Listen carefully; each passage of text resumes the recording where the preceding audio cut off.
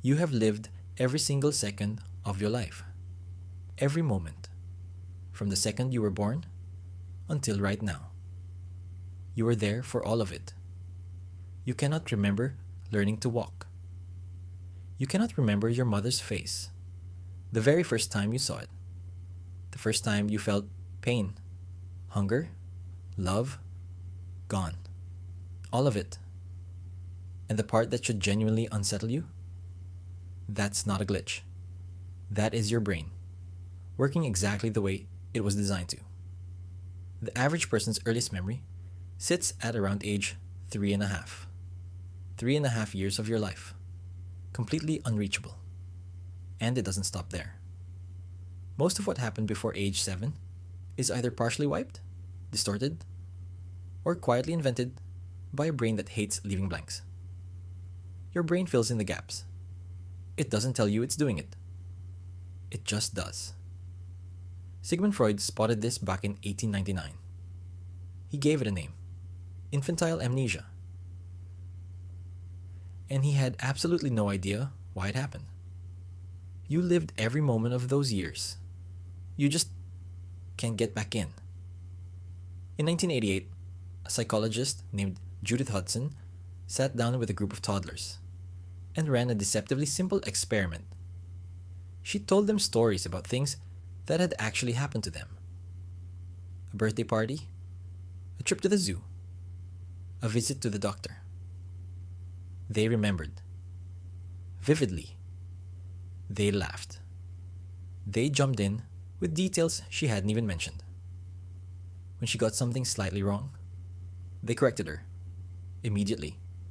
Confidently. So she waited 2 years. Then she came back, sat down with the same children, now a little older, and asked about the same events. Nothing. Blank faces. Total silence. Not a single flicker of recognition. These weren't scary memories. There was no trauma to bury.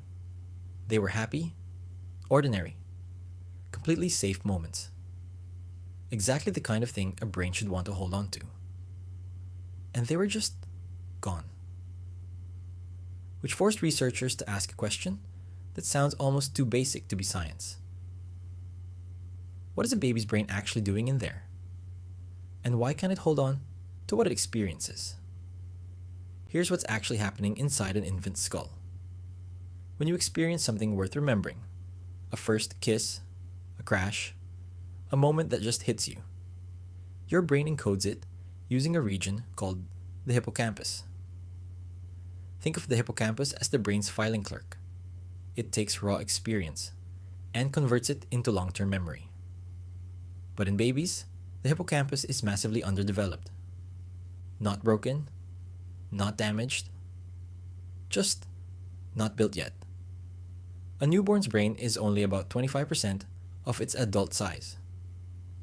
In the first 2 years of life, the brain is producing roughly 250,000 new neurons every single minute. It is not a brain. It is a storm.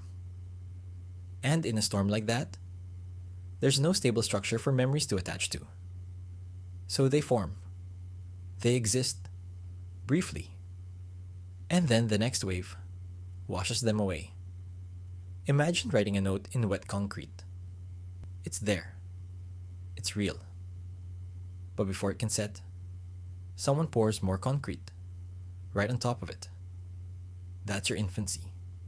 Every single day of it. But here's the thing that should actually bother you. The hippocampus. It finishes developing around age 2. So why do most people still remember almost nothing before age 5 or 6? The construction is done. The filing clerk is on the job. And the files are still empty.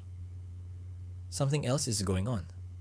In 2014, a research team at the University of Toronto quietly published something that rewrote how we understand early memory. They found that the very process responsible for building memory, the rapid creation of new neurons, called neurogenesis, also destroys the old ones. The same mechanism, building and erasing at the same time. New neurons don't just add storage. When they integrate into the hippocampus, they disrupt existing circuits. They overwrite. They reformat what was already there, which means your brain spent your entire early childhood in a state of continuous self-erasure. Not by accident. That was the process. It wasn't that your brain couldn't record what was happening. It's that it was too busy becoming something to preserve what it had been. You didn't lose your childhood memories, your brain spent them. It used them as the raw material to build the version of you that exists right now. But that raises a question nobody really sits with. If your brain was recording nothing, what exactly was it learning? Here's where it gets strange. Babies are, by every measurable standard, the fastest learners on the planet. In the first year alone, a child absorbs the phonetic rules of their native language, masters basic object physics, reads human facial expressions with startling accuracy, and begins modeling other people's intentions. None of that is remembered. All of it is kept. Those are two very different things. There are two types of memory. Explicit memory, the kind you can consciously pull up. I remember my 5th birthday. I remembered that conversation. I remember the smell of that room. And then there's implicit memory, skills, instincts, emotional patterns wired so deep into you that you don't even know they're running. You just react. You just feel. You don't know why. The reason certain tones of voice make you feel safe before you've processed a single word.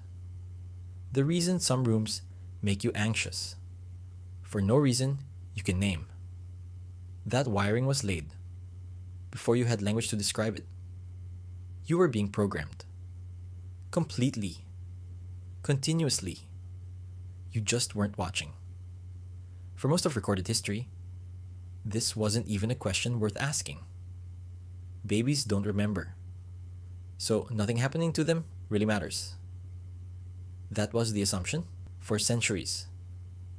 It took until the late 20th century for science to start treating infancy as what it actually is, the most formative psychological period of a human life. The memories you can't recall didn't disappear. They dissolved into you. They became part of the structure. The people who held you when you had no words. The voices that surrounded you before you could understand them. The warmth, or the cold, or the silence of those earliest rooms. All of it is still in there, underneath everything.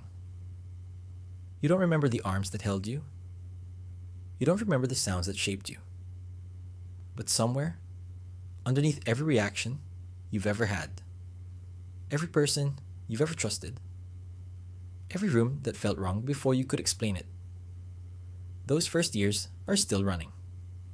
Quiet, invisible, and completely yours.